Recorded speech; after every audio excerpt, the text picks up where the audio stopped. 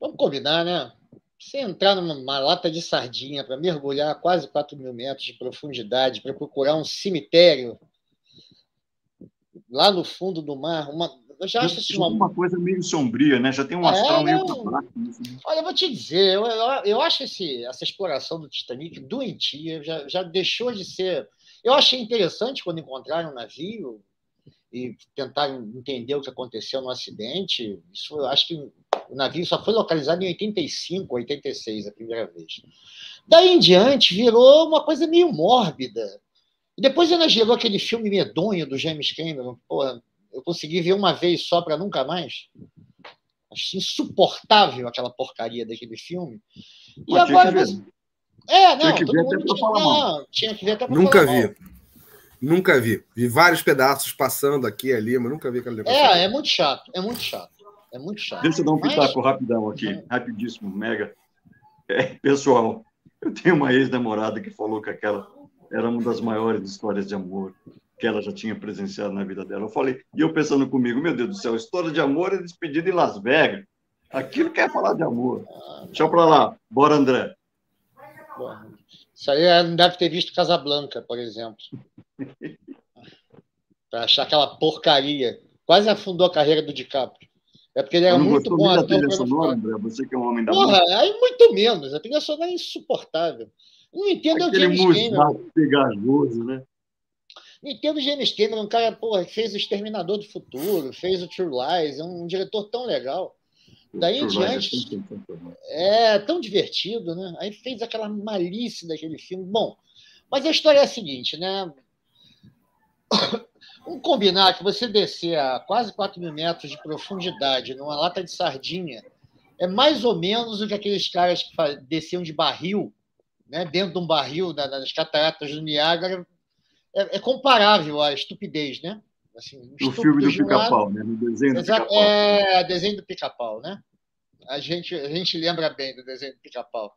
Gente, mas que maldade. A gente está falando de gente que morreu. Mas eu acho que é o seguinte, assim, tragédia para mim são os pobres lá dos refugiados que têm que atravessar o Mediterrâneo num bote de borracha. Eu não sei se você viu o Nadadoras. Você chegou a ver esse filme? Da dupla de nadadoras. Eu não vi o filme, não, mas depois conto. Não, pois é, o filme é sensacional e mostra esse drama, né? Você imaginar, você tem centenas de milhares de refugiados na Europa que tiveram que chegar à Europa vindo da guerra, vindo da fome, vindo da perseguição política, em países, fugindo do Talibã, fugindo do Assad na Síria, fugindo sabe, dos problemas tribais na África, em países como o Sudão, como a Eritreia, todos lá, às vezes em campos de refugiados, sem nenhuma perspectiva, sem ter uma pátria. Isso, para mim, é uma tragédia. Deixa eu meter um pitaco aqui.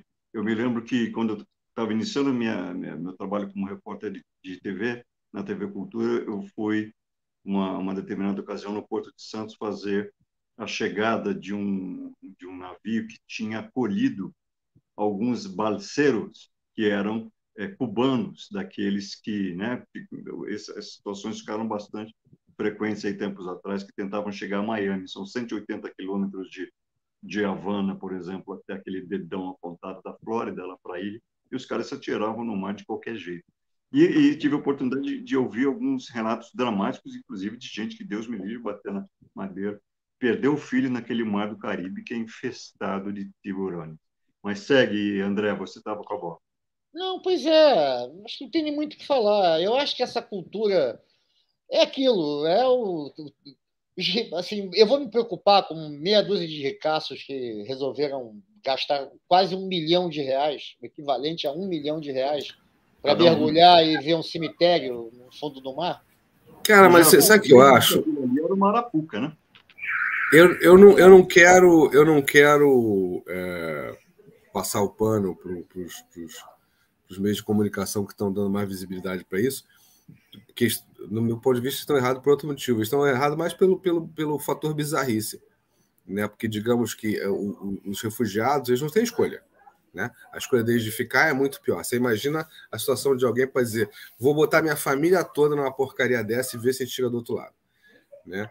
Aí o bizarro sei lá, meia dúzia de pessoas que você imagina que tiveram educação, né, que foram para boas faculdades, e aí eles tiveram várias opções na vida, várias oportunidades, assim, tem uma grande ideia, né? E aí, entre as várias piadas que são, né, um pouco, acho que são meio tristes nesse momento, o Gilberto Porcidônio do Globo, ele escreveu no Twitter: tem amigos que contestem suas ideias. É um pouco por aí. E aí, por isso que eu acho que o caso chama um pouco mais atenção. É porque, cara, como é que esses caras toparam essa maluquice? Essa idiotice, né, de certa maneira. Alguém publicou na internet hoje uma postagem, ou uma observação em cima de muitos relatos sobre esse caso. Alguém publicou dizendo o seguinte: ser muito rico deve ser muito entediante, porque os caras já fizeram tantas vezes aquilo que nós, pobres mortais, jamais podemos pensar em fazer, que eles começam a se atirar nesse tipo de aventura alucinante. Talvez. Vamos embora. Vai, João, para a gente seguir de assunto. Não. Super concordo. É por aí mesmo. Eu também vou te confessar o seguinte: eu tô meio de nojinho dos super ricos depois que eu vi Succession, entendeu? Não sei se vocês viram.